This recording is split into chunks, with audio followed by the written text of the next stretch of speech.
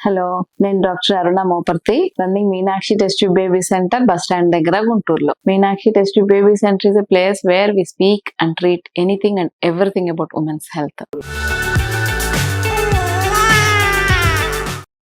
ఈ రోజు ఈ వీడియోలో ప్రెగ్నెన్సీ రావడం కోసం అసలు ఏమేం టెక్నాలజీస్ ఉన్నాయి, ఏది బెస్ట్ రిజల్ట్స్ ఇస్తే ఎక్కువ సక్సెస్ దేనికి ఉంటుంది అనే దాని గురించి డిస్కస్ చేయాలనుకుంటున్నాను. నార్మల్ గా పెళ్ళైన వాళ్ళకి ఒక 1 year లో న్యాచురల్ గా ప్రెగ్నెన్సీ వస్తుంది. ప్రెగ్నెన్సీ రాకపోతే హాస్పిటల్కి వెళ్ళి లేడీస్ జెంట్స్ ఇద్దరు ఒకసారి చెకప్ చేయించేసుకొని, జెంట్స్ కి మెయిన్ గా వీరింగ్ కణాల test important, sugar test. Ladies కి ఒకసారి స్కాన్ చేసి అండం పెరుగుతుందా పెరగటం లేదా, అది విడుదల అవుతుందా లేదా చెక్ చేసుకోవాలి. అది విడుదల అవుతుంది, హస్బెండ్ కణాలు బాగున్నాయి అనుకుంటే అప్పుడు ట్యూబులు ఏమన్నా క్లోజ్ అయిపోయి ఉన్నాయా, బ్లాక్ అయినాయా అనేది HSG అని ట్యూబుల్ టెస్ట్ చేయించుకుంటాం అనమాట. ఆ టెస్ట్ లో కూడా బాగుంది అంటే ఒక 3-4 months న్యాచురల్ గా చూడొచ్చు. ప్రెగ్నెన్సీ రావడానికి హస్బెండ్ వీరింగ్ కణాలు ఏమైనా తక్కువ ఉన్నాయి అనుకోండి, అప్పుడు IUIకి వెళ్ళొచ్చు. వాళ్ళకి 20 million దాకా స్పర్మ్స్ ఉన్నాయి అంటే న్యాచురల్ గా ప్రెగ్నెన్సీ రావడానికి కొంచెం తక్కువ అవకాశాలు ఉంటాయి. అలాంటప్పుడు IUI అంటే భర్త యొక్క వీరింగ్ కణాలు తీసుకొని మంచి మందులతో వాష్ చేసి లేడీస్ కి ఎగ్ పెరిగి బయటికి రిలీజ్ అయ్యే టైంలో వీటిని గర్భసంచిలో ఇంజెక్షన్ చేస్తాం అనమాట. అలా చేయటం వల్ల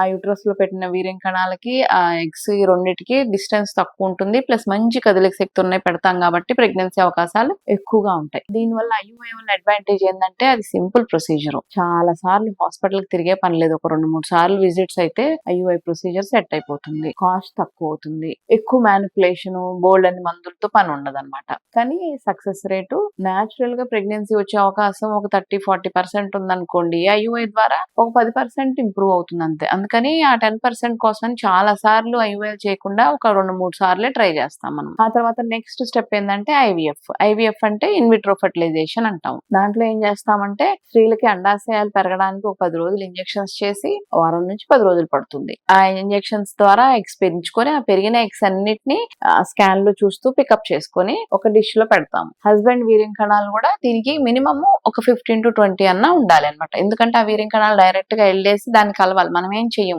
జస్ట్ రెండింటిని ఒక డిష్ లో పెట్టేసి ఇంక్యుబేటర్ లో పెడతాం అనమాట ఒక 4 days. ఆ 4 days అలా ఇంక్యుబేటర్ లో పెట్టడం వల్ల దానికి మినిమం ఒక 15 million అన్న వీర్యం కణాలు అవసరం అవుతాయి. అలా పెట్టడం వల్ల ఈ వీర్యం కణం డైరెక్ట్ గా దానంతటకి అదే ఎగ్ లోకి ఫర్టిలైజేషన్ జరుగుతుంది అనమాట. దీనికి ఒక 10 eggs తీసామనుకోండి లేడీస్ నుండి, ఆ 10 eggs లో ఒక 40-50% మాత్రమే ఎంబ్రియోస్ తయారయ్యే ఛాన్సెస్ ఉంటాయి అనమాట IVF ద్వారా. సో IVF ద్వారా 50% ఛాన్సెస్ ఉన్నాయి కాబట్టి ఇంకా నెక్స్ట్ స్టెప్ ఏంటంటే బెటర్ స్టెప్ అనమాట. ICSI అంటే ఇంట్రాసైటోప్లాస్మిక్ స్పర్మ్ ఇంజెక్షన్. అదేంటంటే మనం ఎగ్స్ తీస్తామన్నాం కదా, ప్రొసీజర్ అంతా సేమే ఉంటుంది రెండింటికి. తీసిన ప్రతి ఎగ్గులోకి హస్బెండ్ వీర్యం కణాన్ని డైరెక్ట్ గా ఇంజెక్షన్ చేస్తాం. ఎగ్గులోకి డైరెక్ట్ గా ఇంజెక్షన్ చేసి ఇంక్యుబేటర్ లో పెడతాం అనమాట. ఒక 3-4 days లో అవి చక్కగా ఫర్టిలైజ్ అయ్యి ప్రెగ్నెన్సీ ఇస్తాయి. సో ఇందాక IVF లో 40% ఫర్టిలైజేషన్ అవుతుంది అన్నాను కదా, ఇక్కడ 70-80% ఫర్టిలైజేషన్ అవుతుంది. మనం ఒక 10 eggs తీసామనుకోండి, ఆ 10 లో నుంచి మనకు ఒక 7-8 ఎంబ్రియోస్ దాకా మంచి తయారవుతాయి అనమాట.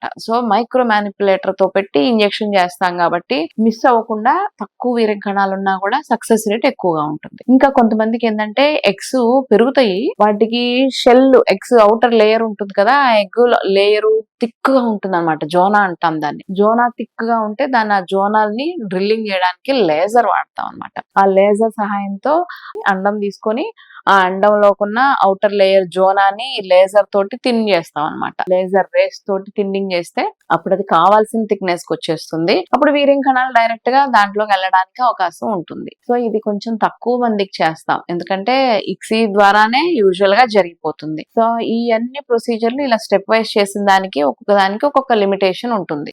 IVF లో, ICSI లో, IUI లో ఈ జోనల్ థిన్నింగ్, లేజర్ లో ఇవన్నీ ఏ విధంగా అయినా ఎంత తక్కువ వీర్యం కణాలు ఉన్నా, ఎంత బ్యాడ్ అండం ఉన్నా ప్రెగ్నెన్సీ రావడానికి ఇవన్నీ మొడాలిటీస్ ఉపయోగపడతాయి అన్నమాట. సో ఏదైనా ప్రెగ్నెన్సీ రావట్లేదు అని డిసప్పాయింట్ అవ్వకుండా ప్రెగ్నెన్సీ కోసం ఏ టెక్నిక్ బాగుంటది అనేది చూసుకొని చేస్తాం. మన సెంటర్ లో అయితే అందరికీ నేను ICSIనే చేయిస్తాను. ఎందుకంటే ICSIలో తీసిన ప్రతి ఎగ్గు వేస్ట్ అయిపోకుండా 70-80% ఉపయోగపడుతుంది కదా మనకి. వేస్ట్ చేసుకొని మళ్ళీ ఇంకొక నెలలో స్టిమ్యులేషన్ చేసుకొని మళ్ళీ ఎగ్స్ తయారు చేసుకుని ఇదంతా చాలా కంబర్సమ్ ప్రొసీజర్ కాబట్టి ఒకవేళ ఫస్ట్ టైం రాకపోతే సెకండ్ టైం కూడా సరిపోను ఎంబ్రియో ఎంబ్రియోస్ తయారు చేసి పెట్టుకోవాలనే మోటోతో ఉంటాను అనమాట నేను. అందుకని వేస్ట్ అయిపోకుండా ఉంటాయని ఇక్సీ పద్ధతి ద్వారానే చేస్తాము. అందుకని మనకు సక్సెస్ 70 to 80% ఉంటుంది. ఓకే, సో ప్రెగ్నెన్సీ రావట్లేదు దిగులు పడకుండా, వీర్యం కణాలు ఎంత తక్కువ ఉన్నా, ఎగ్స్ ఎంత తక్కువ వస్తున్నా ప్రెగ్నెన్సీ కోసం ట్రై చేయొచ్చు. ఇలా మీ హ్యాపీగా హెల్దీ బేబీని తీసుకెళ్ళొచ్చు. ఈ ఇన్ఫర్మేషన్ మీకు నచ్చినట్టయితే like, share and subscribe the video. Thank you.